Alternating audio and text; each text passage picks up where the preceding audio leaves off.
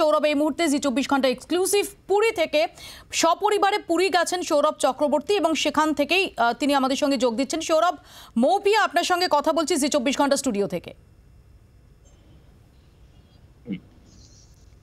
সৌরভ, একটু আপনার সম্পর্কে আমাদের জানাবেন, আপনার পরিচয়, আপনি কি ধরনের কাজ করেন, কিছু মনে না করলে আপনার পেশা কি, একটু আপনার সম্পর্কে আমরা জানতে আগ্রহী।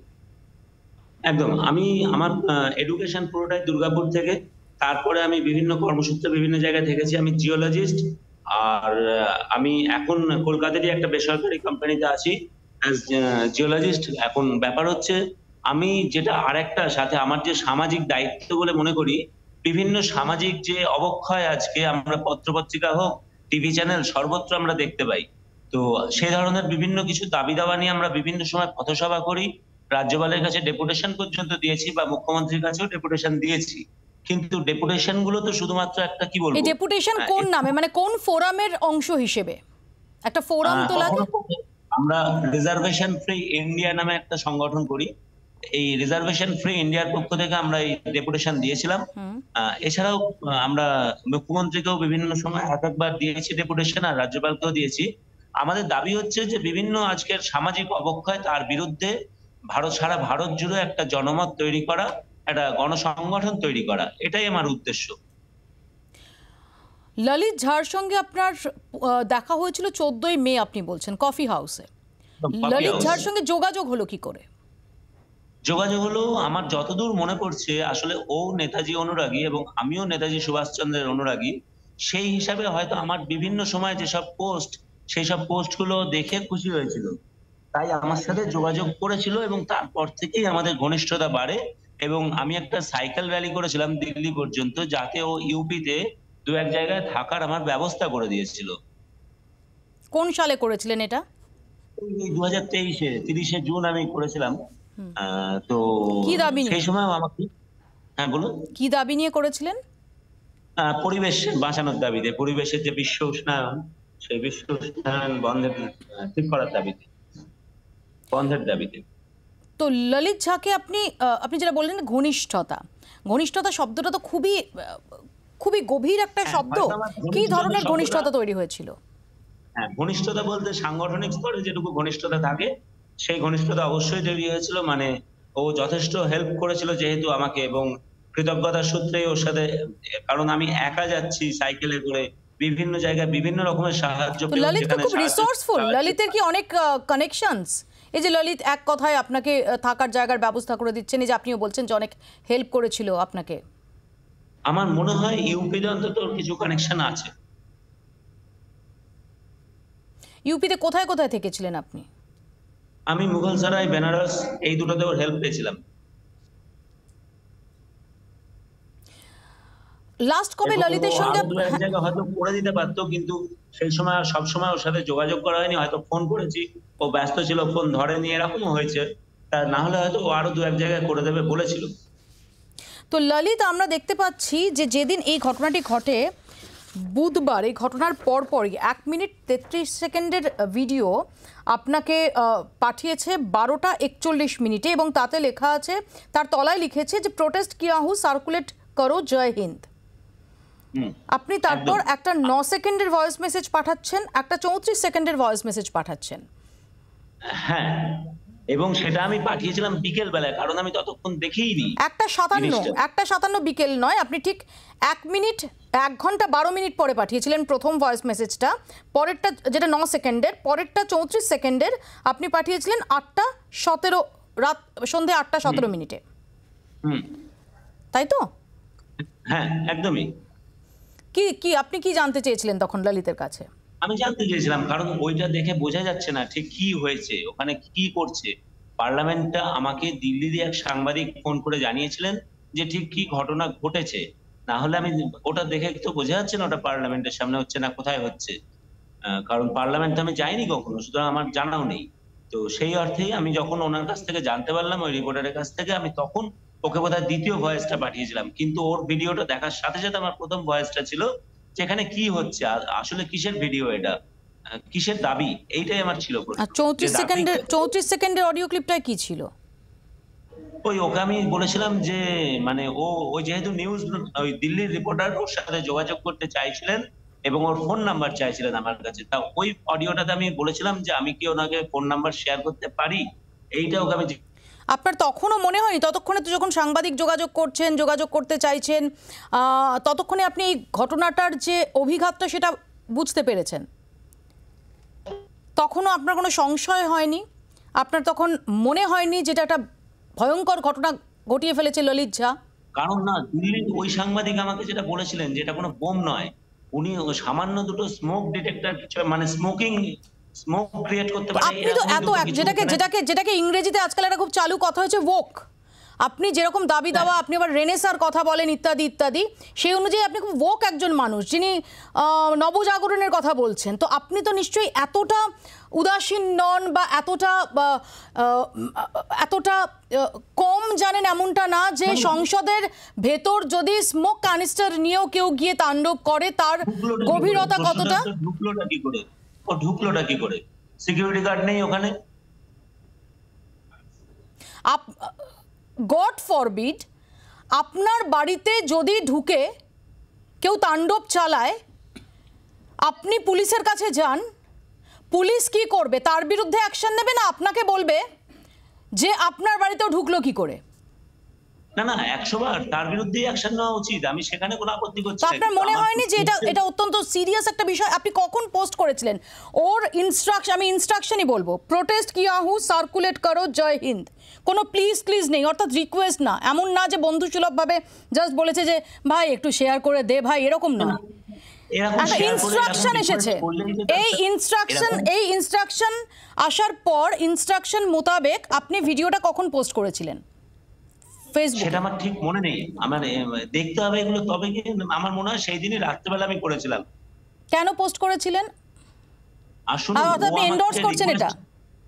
ওটা রিকোয়েস্ট করলেই যে আমাকে সেটা শুনতে হবে এমনও বাচ্চা ছেলে আমি নই। এক্স্যাক্টলি, অর্থাৎ আপনি এন্ডোর্স করেছেন, অর্থাৎ আপনি মরালি এই ঘটনাটার সাপোর্ট রয়েছে, তাই আপনি এটাকে শেয়ার করেছেন। দাবি ছিল যে ও কেন করেছে এটা আমি একটু জানতে চাই, ওর কাছ থেকেই জানতে চাই। ও যদি আমার ভিডিওটা দেখে অ্যাটলিস্ট ও আমাকে জানায়, বা কেন আপনার সাথে হোয়াটসঅ্যাপেই যোগাযোগ রয়েছে, তাতে ফেসবুকে কোনো কিছু যদি আপনি শেয়ার করেন, আপনার ওখানে কি ডিসক্লেমার দেওয়া আছে যে আপনি যা শেয়ার করছেন সেটাই আপনি এন্ডোর্স করেন না? আমি কি লিখেছি ওখানে খুব ভালো কাজ তোমরা করেছো, যেটা আমি তোমাকে সাধুবাদ জানাচ্ছি। কি লিখেছেন? আমি লিখেছি এদের দাবিটা কি উদ্দেশ্য নিয়ে এরা পার্লামেন্টের ভেতরে এবং বাইরে এই কাজটা করলো, এবং এটা কি ঠিক 100 বছর আগের ভগৎ সিং বটুকেশ্বর দত্তের স্মৃতিটাই উস্কে দিল। কিন্তু আমরা আপনার কাছে এক লাগলো সৌরভ বাবু, আমরা আপনি বাজারে গিয়ে আমরার তফাৎ করতে পারেন? আপনি বটুকেশ্বর ভগৎ সিং এর কথা বলছেন, এই ঘটনার পর আপনি আমরার তফাৎ করতে পারেন নাকি বাজারে আম কিনতে গিয়ে আমরা নিয়ে বাড়ি ফেরেন? আপনি আপনি কি এতটা সরল, আম কিনতে গিয়ে আমরা নিয়ে বাড়ি ফেরেন?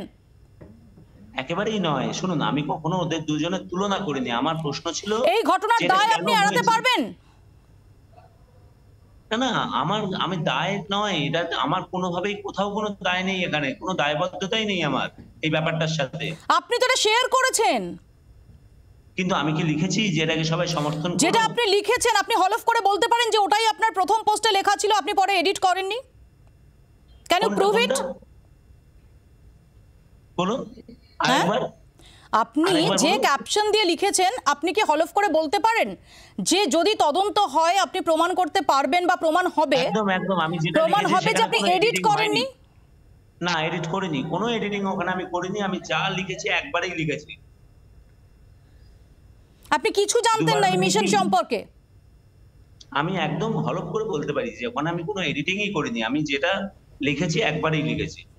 আপনি ভগৎ সিং বটুকেশ্বর দত্তের সঙ্গে তুলনা টেনেছেন, এরপর আপনি বলছেন যে এন্ডোর্স, আপনি তো গ্লোরিফাই করেছেন, আপনি তো মহান করেছেন, এটাকে এন্ডোর্স করা বলে না, তার থেকেও কয়েক ধাপ উপরে। না, আমি কখনোই ওটা করিনি। তাহলে আমি যদি করতাম তাহলে আমি লিখতাম যে আই সাপোর্ট ইট। আমি যেগুলো করি সমর্থন, সেগুলো আমি সমর্থন করি বলেই লিখি। আই সাপোর্ট ইট তো কম, আপনি বটুকেশ্বর ভগৎ সিং এর সঙ্গে তুলনা করেছেন। আইদার আপনি আমরার তফাৎ বোঝেন না, অথবা আপনি গ্লোরিফাই করেছেন, যে কোনো একটা। আমি লিখেছি স্মৃতিটা উস্কে এলো আর একবার, কেন হয়েছে, কেন করেছে, ওদের দাবিটা কি? ওই ভিডিও থেকে দাবি পরিষ্কার নয়, কোনো দাবিই তো বুঝতে পারলাম না যে কেন করলো। এরকম অথচ একটা আপনি ভয়ঙ্কর শেয়ার করে কাজ কি দিলেন উদ্দেশ্যে? ভগৎ সিং আর বটুকেশ্বর। আপনি দাবি বুঝলেন না, আপনি এত ইনোসেন্ট সৌরভ বাবু, আপনি এত ইনোসেন্ট। না, আমি সত্যি না। আমি আপ্লুত হয়ে যাচ্ছি যে এই রকম সময় এত ইনোসেন্ট মানুষ থাকেন, না শুনুন, একেবারেই এরকম নয় যে আপনি ব্যাপারটা। দাবি আপনি বুঝলেন যেরকম না, কিছু না, আপনি জাস্ট শেয়ার করে দিলেন এবং শুধু শেয়ার করলেন না, আপনি দাবি বুঝলেন না, অথচ বটুকেশ্বর এবং ভগৎ সিং এর জানতে চেয়েছি, তুলনা টেনে দিলেন। আমি একবারও বলিনি। আজকেও একই প্রশ্ন আমাকে একজন করেছিলেন যে এটাকে কি আপনি সাপোর্ট করছেন? আমি ওনাকে এই কথাটাই বলেছিলাম, 1947 এর আগে হলে আমি বারবার সাপোর্ট করি, কিন্তু 1947 এর পরে হলে আমি এটাকে সাপোর্ট করি না। এই কথাটা একজন রিপোর্টারকেও আজকে আমি বলেছি কথাটা। কোন এক চ্যানেলের রিপোর্টার তিনি এই প্রশ্নটা করেছিলেন, হয়তো আমার এই কথাকে রেকর্ডও করেছেন তিনি। সুতরাং এখানেও আমি যে কথাটা বলছি ওনাকেও আমি সেই কথাটাই বলেছি, যেটাকে আমি সেই সময় হলে সাপোর্ট করতাম, বারবার করতাম। এখন তো এই আপনার যে সামনে যখন আপনি বলছি স্মৃতি উস্কে দিল লিখেছেন, সেই সময় আপনি লিখেছেন যে স্মৃতিটা যে উস্কে দিল 1947 এর আগে হলে আমি এটাকে সমর্থন করতাম, আমি এখন সমর্থন করি না। এটা আমি লিখিনি। আপনার কিসের এটা কম্পালশন? আপনার কিসের কম্পালশন? একটা ইনস্ট্রাকশন ললিত ঝা যে সংসদে হানা দিয়েছে, তার অন্যতম মূল চক্রী, সে আপনাকে ইনস্ট্রাকশন দিচ্ছে। আবারও বলছি, ইটস নট আ রিকোয়েস্ট। আমাদের কাছে অনেক বন্ধু বান্ধব অনেক কিছু শেয়ার করার রিকোয়েস্ট পাঠায়, এই ল্যাঙ্গুয়েজটা কখনো রিকোয়েস্ট না, এটা ইনস্ট্রাকশন। না, রিকোয়েস্ট পাঠালেই সেটাকে আমি শুনবো কেন? আমার প্রথম প্রশ্ন হচ্ছে আপনি রিকোয়েস্ট যদি কেউ ইনস্ট্রাকশন অনুযায়ী কাজ করেছেন, এবং ইনস্ট্রাকশন অনুযায়ী কখন কাজ করেছেন? গোটা ঘটনাটা জানার পর কাজ করেছেন। আপনার ইন্টেন্ট নিয়ে কেন প্রশ্ন তুলবো না?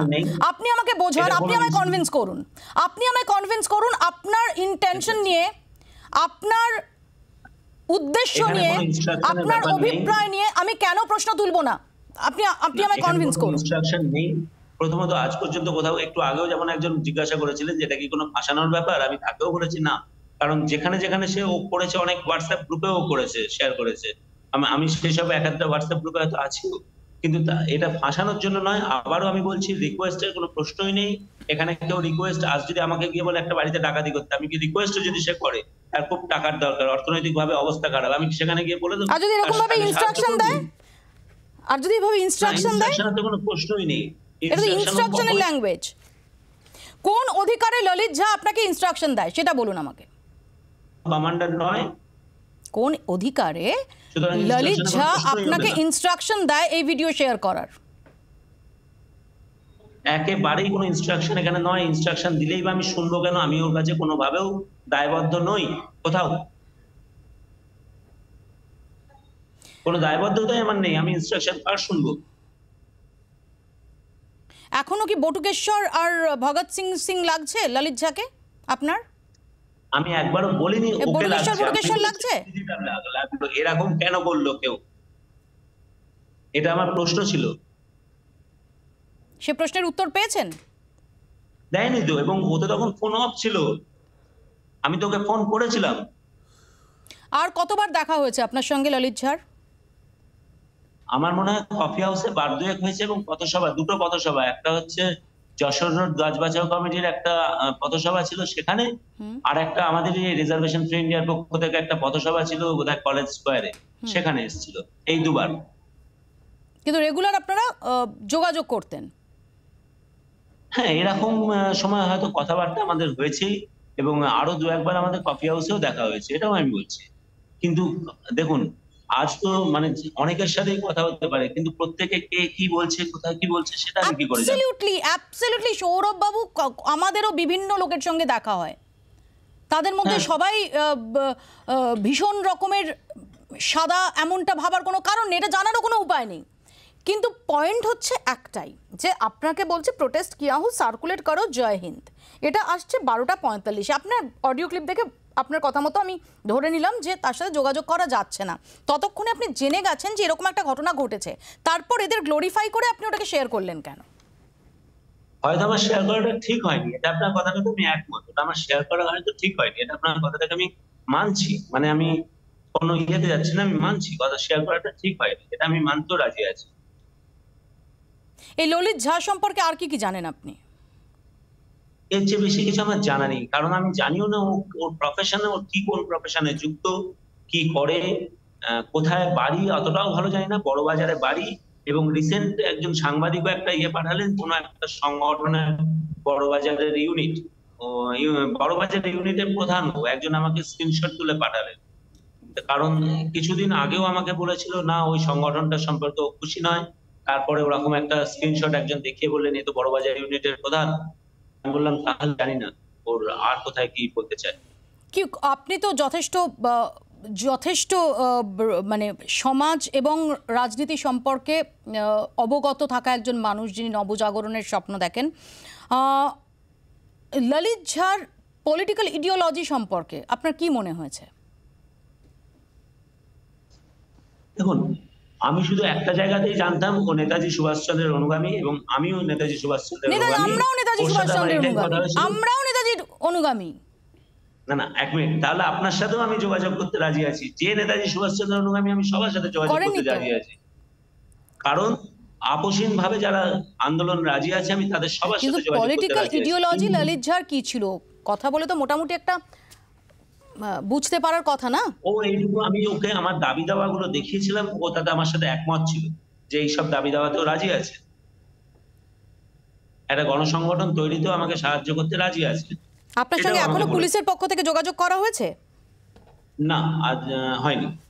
আপনি যোগাযোগ করেছেন এই ঘটনাটা ঘটার পর? আপনি পুলিশের সঙ্গে যোগাযোগ করেছেন যে আপনি চিনতেন এবং আপনার সঙ্গে ভিডিও শেয়ার হয়েছে ইত্যাদি? না, আমি কেন পুলিশের সাথে যোগাযোগ করবো? আমি যেখানে কোনো কিছু করলাম না, আমি কেন ওনাদের সাথে? ওনাদের দরকার হলে নিশ্চয়ই ওনারা যোগাযোগ করবেন। আপনি পুরী থেকে কবে ফিরবেন? 18 তারিখ। সৌরভবাবু, অনেক ধন্যবাদ। সৌরভ চক্রবর্তী আমাদের সঙ্গে এতক্ষণ সরাসরি ছিলেন পুরী থেকে, যাকে এই ললিত ঝা এই ঘটনা ঘটার পরপরই 12টা 45 মিনিটে ভিডিও শেয়ার করেছিল ঘটনার, এবং সেটাকে শেয়ার করতে বলে। বাংলার আওয়াজ, বাঙালির আবেগ, জি 24 ঘন্টা।